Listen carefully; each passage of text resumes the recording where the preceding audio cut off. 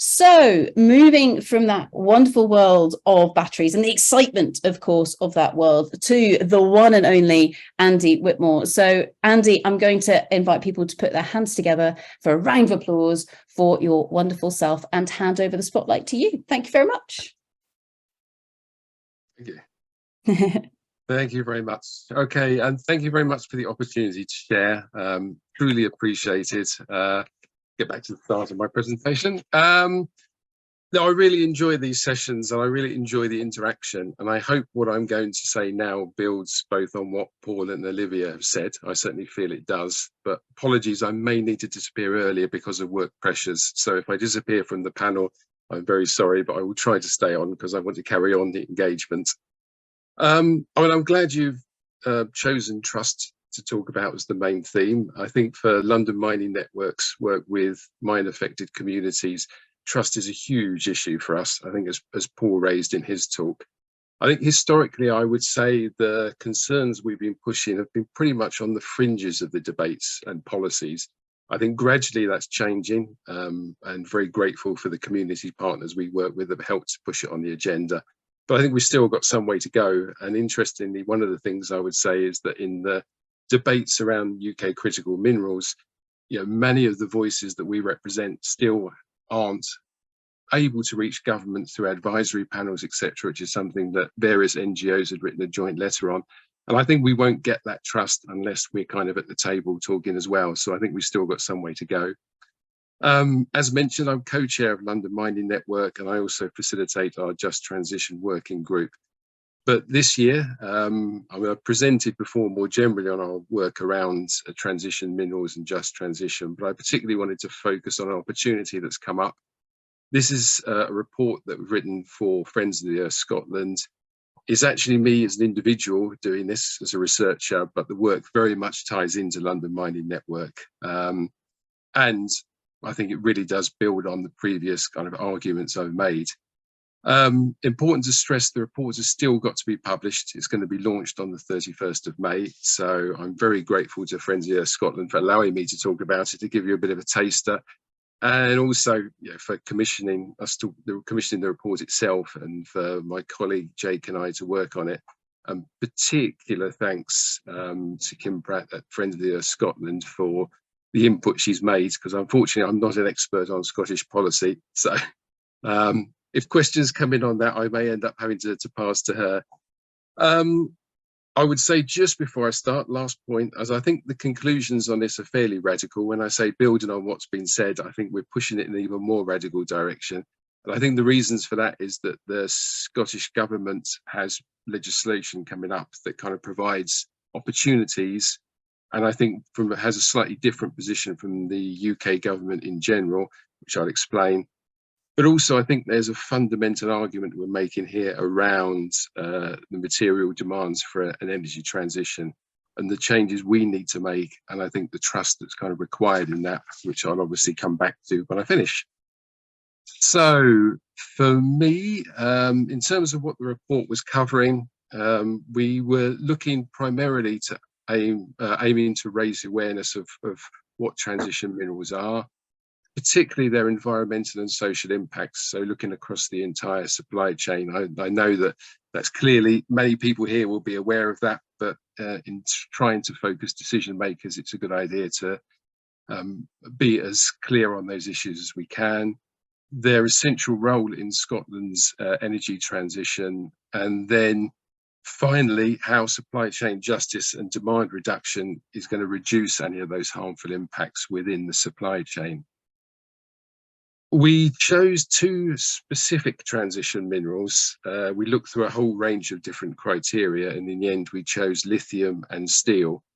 Lithium because we wanted to concentrate on battery mineral, on something that was a lower volume, but in some ways kind of obviously essential for the energy transition.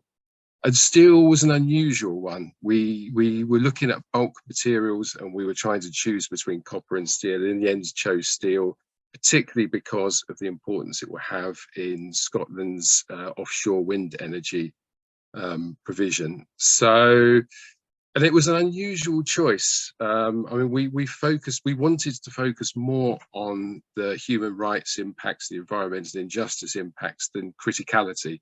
And I think that's a key point we make in this report, is that very often copper and iron and steel, aren't considered an energy transition mineral, a critical mineral in government strategy, because criticality is looking about, whether we'll run out of it, whether there's going to be bottlenecks in the supply chain.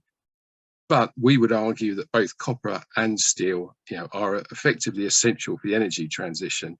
So they have huge impacts along the supply chain. So it depends where you're looking at it from the issue of criticality, or maybe from the issue of it just in the transition itself. And in the report, we map out the supply chains of both going towards Scotland, although it's quite difficult because the data is very often not disaggregated. And we've chosen case studies to exemplify key issues along the supply chain. Chile and Australia, who are the main suppliers of lithium. Australia particularly, because I think we wanted to point out that there are also issues in hard rocks mining for lithium. It's not just brine mining from the likes of Chile that are often highlighted. And then also for steel, Brazil particularly, and then smaller case studies from both Canada and Turkey. So the context of why we chose Scotland, there are various legislative opportunities that had come up. The first one is Scotland's climate change plan, which, although fairly radical, kind of lays out strategies for decarbonisation, but it doesn't feature transition minerals. So we obviously wanted to add that in. Also, when it's looking at emission targets, it really tends to ignore them from imports, which obviously is fairly key in issues like transition minerals. So we wanted to make sure that in any future legislation, these issues were taken into consideration. There's also the energy transition and just transition plan they have, where consultations have just started. But so far, there's been little reference to the idea of these transition minerals and materials that will be required. So again, opportunities to insert into that. A national planning framework, which lists just transition as one of its key principles and talks about the need for a circular economy, so gives us perhaps more of an opening than within the UK government in these issues. And then finally, and most importantly, a circular economy bill, which has just been debated, is moving through the process at the moment, and is a huge opportunity to create a materially just and sustainable economy, which sets targets towards that. Within that, we focus very much on this issue of demand reduction. So there are various ways across the supply chain, many of which have been discussed in both this conference and previous conferences. But in many ways, the best way to actually reduce any any negative impacts, is likely to be by reducing demand. So for one example, we look at the idea of what a transition will mean, and different paths to decarbonisation. And in one piece of research we include into the report, we note that if the proportion of bus journeys in Scotland was just increased by 30%, then the lithium requirements required for travel for all sorts of vehicles would be 32% less. So again, it's coming down to question what an actual transition means in practice. How much of that the materials are going to be required for individually owned electronic vehicles, and then what policies you may need in order to make to shift that. And also, particularly around recycling, we just mentioned the issue of recycling rate for lithium. It's only 1% at the moment. Again, there are opportunities, despite the difficulties, to increase that and maybe to have an industry based around that.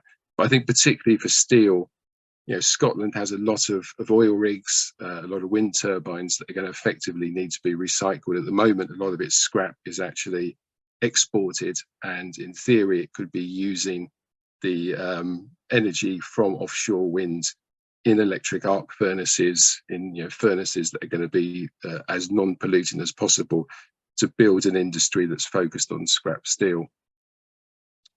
So then, again, whistle-stop tour of the report, but the conclusions are basically what we've asking for is the idea of resource justice strategy for Scotland.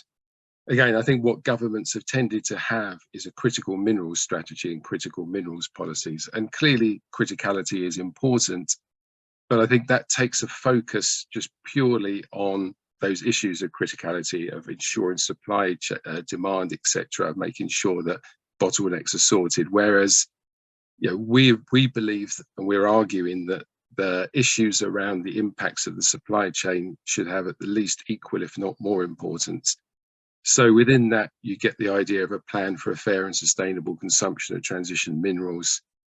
And this, the resource strategy itself, the idea would be to ensure that Scotland's consumption of materials is, where possible, sustainable and just as possible.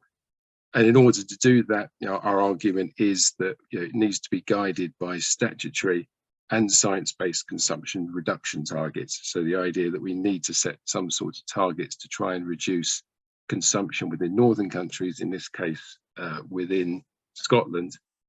So we come up with lots of recommendations, which are fairly detailed, but in the time I've got, I will just say that the key points are that we talk about 5 pillars of it.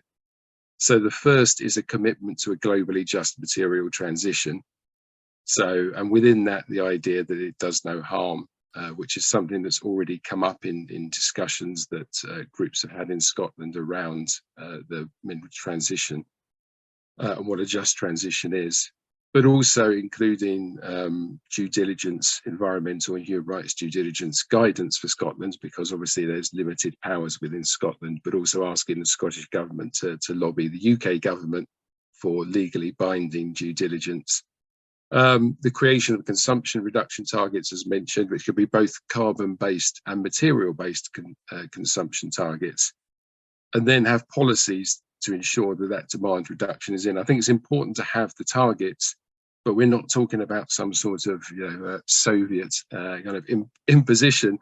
The idea is to bring people with you. The idea is that it needs to be sold that actually this is a positive thing.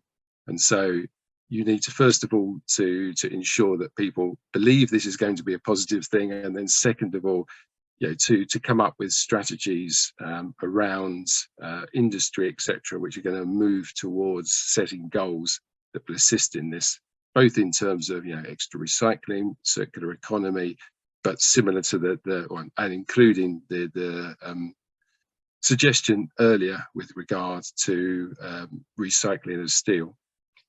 Then clear and transparent data, because one of the issues that we came up with, I mentioned briefly earlier, was the difficulty of actually getting data, ensuring that it was disaggregated and understanding exactly how it was going to, how exactly worked. And then finally, a fair and collaborative policy process. So the idea of ensuring that there is buy-in and discussion from all of the different groups within it in terms of creating policy. So that's a whistle-stop tour. I hope you'll get a chance to read it. But I think in conclusion, the key point is, if this is going to happen, it's going to need a big leap of faith and thinking. There's a definite shift in how we're going to consider our own consumption. And I think in order to do that, we need to create trust. If we're going to move this forward in a reasonably short time scale that is required for the energy transition, then I think we've got to both explain why it's necessary and then explain how it's a positive change. And I think that those are the biggest challenges we've got. And I think both of those challenges really require trust from the general public. So I will stop there and happy to take obviously any questions or thoughts you've got. Brilliant. Thank you so much, Andy. Everyone, round of applause for the fabulous Andy Whitmore. Excellent. That was brilliant. And I really love the fact that we're focusing in on that Scottish context, because of course, from a United Kingdom perspective, Scotland is one of the bits, but there's a whole load of tension and perhaps trust on a knife's edge with regards to all of that as well.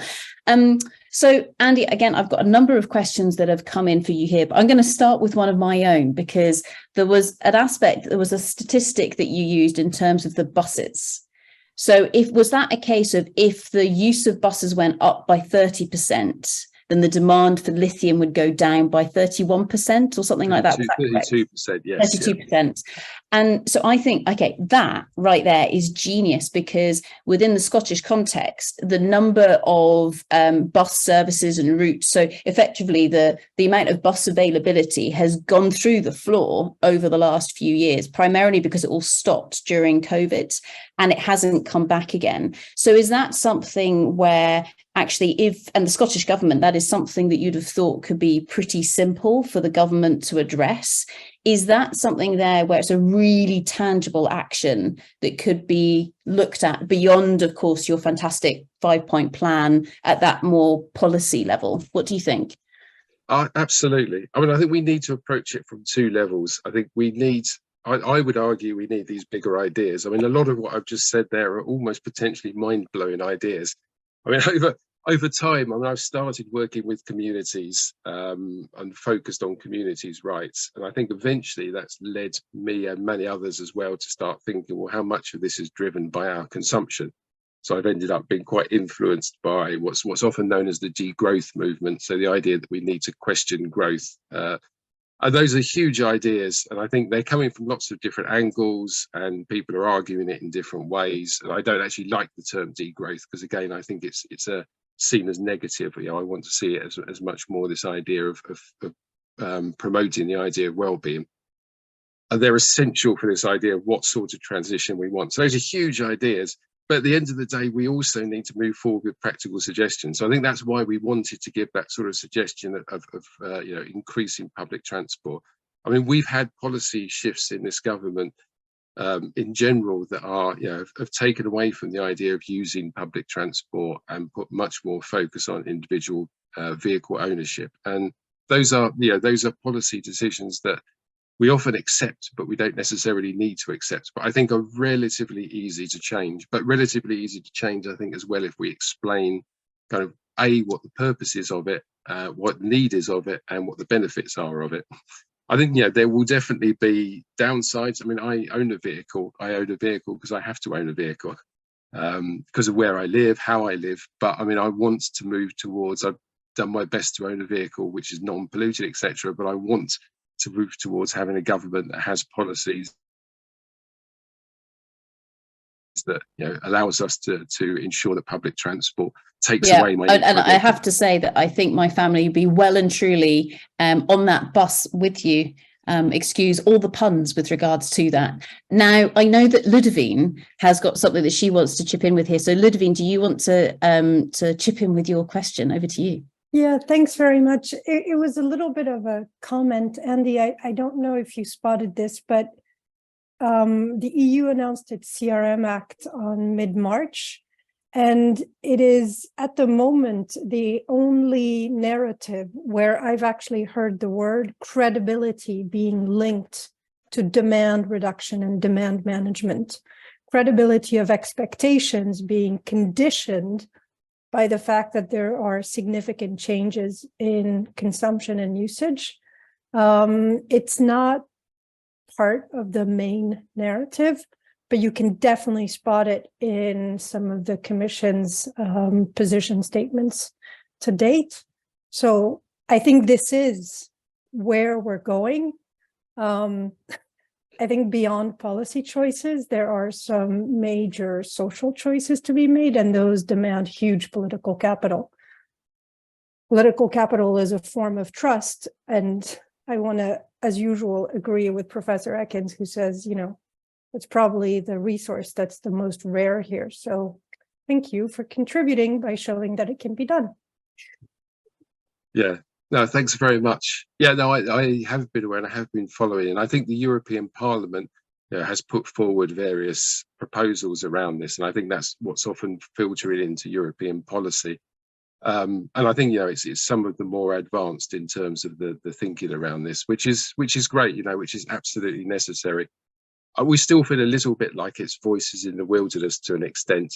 But then I think, you know, you've also got to remember that, you know, it wasn't that long ago that Milton Friedman, that Hayek, the people who created neoliberalism, were sitting in their rooms trying to, you know, come up with this brilliant idea that no one had really heard of, and that they then had to push against this idea of Keynesianism, which was the dominant thinking. And now, of course, we're in a position where neoliberalism in the West is generally the dominant thinking. And they did that over a period of decades. Maybe we need to move faster, but I think there's a definite perception that people are starting to consider this. And I think it's partly because it's just over 50 years ago since the limits to growth was produced. But now, if you look at the graphs, and I think previously I've presented and shown a graph of the material consumption. I'm sure plenty of other people over time and at different conferences have done it. Yeah, and I know, I think that means our argument is fundamentally we're in a material crisis. It's not just a carbon crisis. Actually, if you look at the vast amounts that are being produced, they're going up, and I don't think it's just a spike to do with a move towards the energy transition. That's part of it. I think we will eventually globally, and obviously this is mainly a problem of the global north rather than the south, that globally needs to consider the amount of materials that we use. But yeah, thanks for that comment. Brilliant. Thank you, Ludovine, and thank you so much again, Andy. So we look forward to the launch of the formal report on the 31st of May. Was that correct? 31st of May, yes. So, and I will send a link through, and hopefully you'll be able to put the link through to the report and a launch when ready. Yeah, no, that would be awesome if you could send that through. So everybody, please put your hands together for the wonderful Andy Whitmore. Thank you very much.